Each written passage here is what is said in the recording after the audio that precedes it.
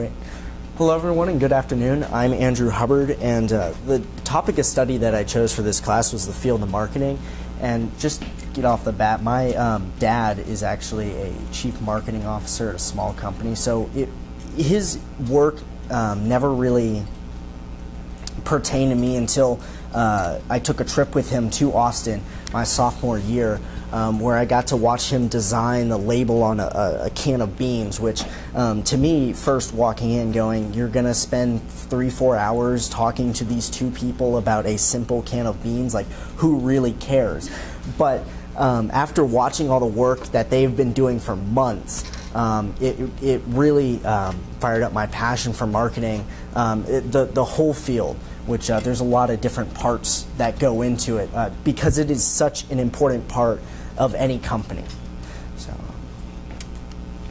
just a little bit about me. I've lived in 3 different states and 3 different cities, each for about 6 years, St. Louis, San Francisco, and Dallas. So I've been pretty much around a decent amount of the U.S. I am a very avid Patriots fan, which is ironic because I've never been to the East Coast, but still love Tom Brady. And I'm on the FHS swim team. I swim distance freestyle. The 200 and the 500 are really my events there. From that passion that I found in high school swimming, I became Red Cross Water Safety Instructor certified and worked this past summer and last school year as a safety instructor at the Frisco Athletic Center, teaching kids who were just beginning how to swim to senior citizens who were swimming laps. So I really got to see a whole variety of people learning and finding their passion in swimming, or not finding it.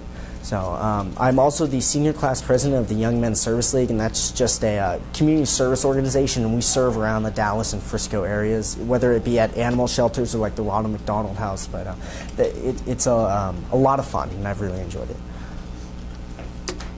So this is just a short little video. Would you mind just pressing play? It's a commercial for a pack of gum. Is this hard?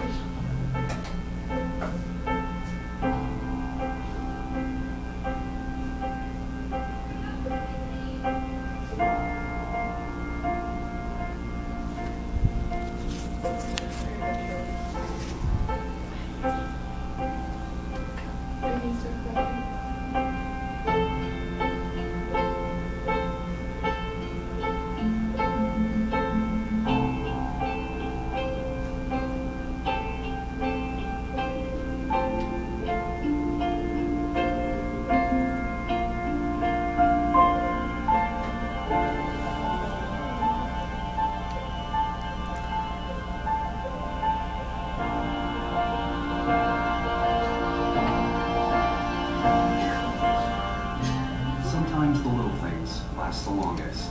Give extra, get extra. So that's just for a pack of gum. That's insane how even just watching you guys right now, there's an emotional connection created for a pack of gum, which is on the surface absolutely crazy, but that's the job of marketers and advertisers, is to tell a story and create that connection between the consumer and the product. So marketing is never about telling a person to buy a product, it's showing them why they should.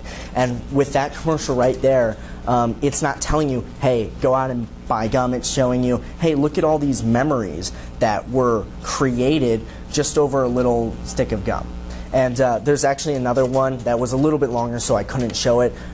Basically, it got Twitter famous, just a couple of months ago. And it's a really emotional one. I would just look up extra gum commercials if you just want to bawl your eyes out at midnight. So, oops, yeah, it does that for. What makes marketing important? Well, as you guys have already kind of seen, it's telling a consumer not to buy a product, but to really want a product. And it's very rare that a company does not advertise any of its products. You know, you think about it, there's, you know, Apple advertisements, there's, you know, this, that, and other, you know, food, beverage, all these sorts of things, all these messages that, especially in our culture and society, we are really, sorry, I'm trying to think of the word, but really shown every single day, and we block most of them out. We do a very good job of ignoring the ones that we don't really care about, but the ones like that extra commercial really make an impact and drive a consumer either consciously or subconsciously to pick a product. And just a little interesting fact, Extra spent $19 million, not for that commercial, but for their whole advertising budget just last year. And this is that campaign is part of something this year, which only if you kind of look at some of the numbers, that commercial is going to make them a lot of money. So, but huge amounts are thrown into research for marketing, the development of advertisements, and also a whole lot of things that have to do with just, at the end of the day, keeping a product in the consumer's mind. So I haven't really touched on this yet, but it's the difference between marketing and advertising. And that's something that when I started ISM, I wasn't sure if I wanted to do marketing or advertising. But as I've found, with the field that I've chosen, I get to kind of dabble in both. And because they are so interconnected, marketing departments are at a company and they focus on many different products, many different brands. All of their strategy and planning for that company and for those brands, and are really only specific to a single industry. So a company like McDonald's focuses on the food and beverage industry specifically. They won't dabble in, you know, merchandise or anything, you know, electronics. While an advertising company, on the other hand, they create things like that extra commercial. They create those. They're the more creative minds in marketing that make the commercials that you guys will see and the messages that you guys will be exposed to. So with that, their clients are many different companies, varying from all over the industry spectrum. So it could be a food and beverage company, but then their next project could be with Boeing or some electronic company like Apple. So advertising companies and agencies really get to dabble in everything, which is very cool. So these were just some of my interviews that I had, and I really enjoyed all of the interviews that I had. They were a lot of fun. I learned so much information that I just wouldn't have been able to by just sitting there and reading all day. So Monica Haverkamp was was actually my second interview, but she was my first interview at Mary Kay. She's the manager of sales and marketing for the European region of Mary Kay. And Mary Kay is a very different company because, as you guys, some of you guys know, they deal with cosmetics, you know, makeup, hair products, things like that. So what they do and what's different is that they focus in direct selling. So they are not, you know, they don't have stores. They don't sell directly to, you know, a normal consumer. What they do is they have people that they call independent beauty consultants that the company will sell the product to, and then that independent beauty consultant will take the product and go around door to door and sell it to the end consumer. And so Mary Kay has two target audiences, and target audience is just really what consumer a company is trying to sell to, and it's very important to define the target audience.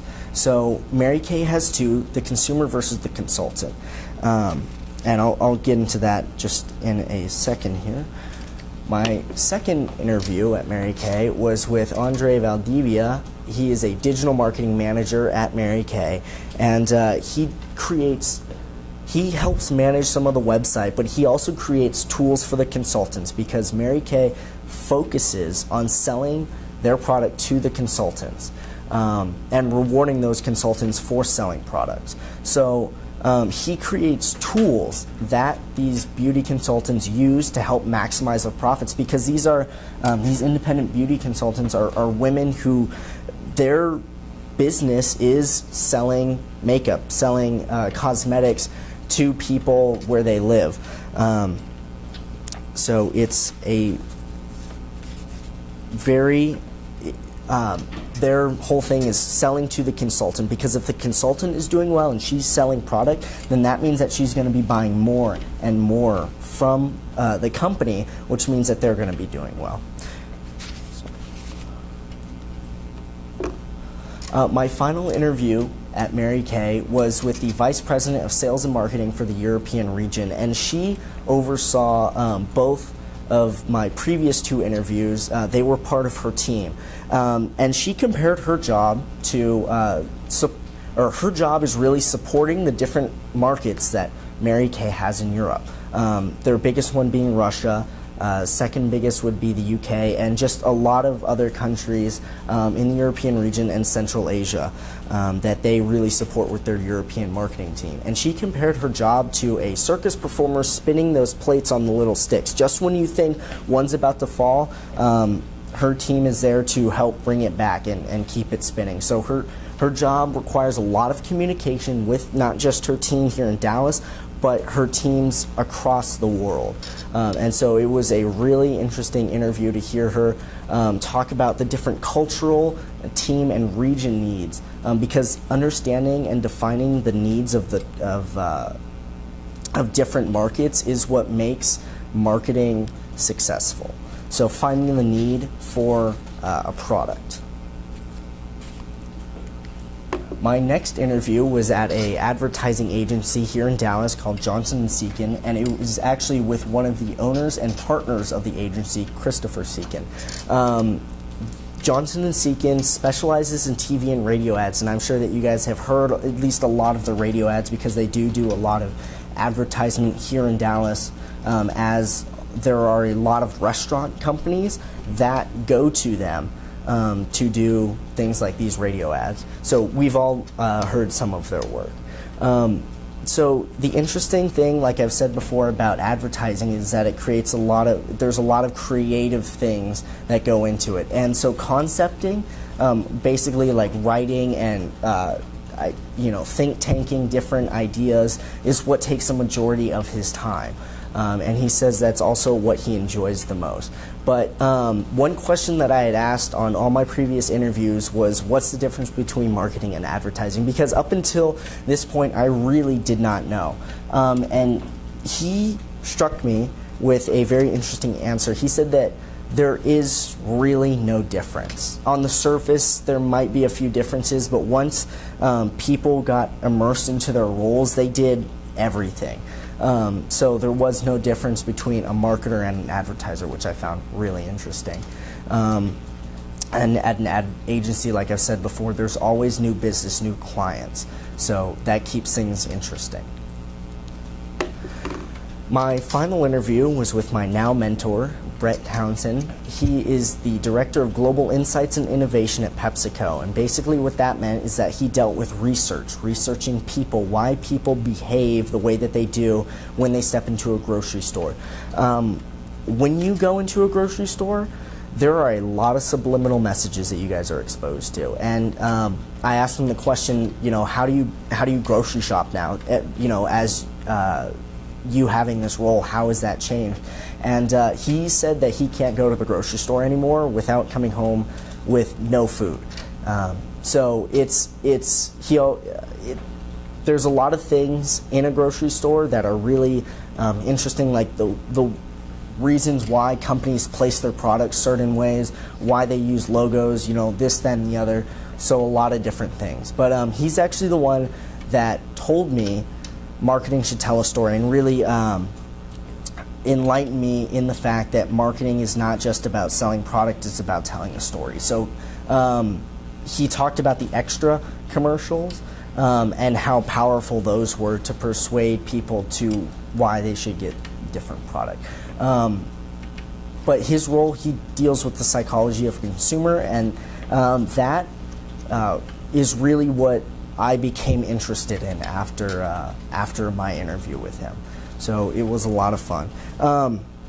But right now, what I'm beginning to work on is my original work, actually. And what I'm hoping to do is to do research for for a fictional sports drink like Gatorade or Powerade to see what kind of markets there are for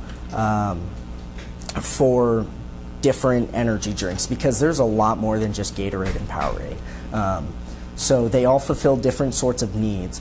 And my original work is just kind of finding out more about the psychology and whatnot of the consumer, why people, stick with just the big two like Gatorade and Powerade, and finding if there's a new market that people haven't explored yet with different products. So that's what I'm starting to work on now, and I'm really excited for the future, especially with the opportunities that there are in this class. So with that, that's really it. Do you guys have any questions? Could you tell some more of like the subliminal messages they put in grocery stores, like specifics about signs or things? Yeah, so it's really a lot to do more with like where companies place their products. So it might seem like a grocery store like kind of picks, okay, this is where I'm going to put, this bag of chips, and whatnot. But the company has a lot to do with it. Obviously they're going to pay more to get the better spots in the store where the consumer is going to see it straight off the bat and go, hey, I need some chips or something like that. But also with logos, simple logos work better than things that are over the top and boisterous. So it's a lot of those kinds of messages that's really interesting, and that's actually an avenue that I'm hoping to find out more about as well.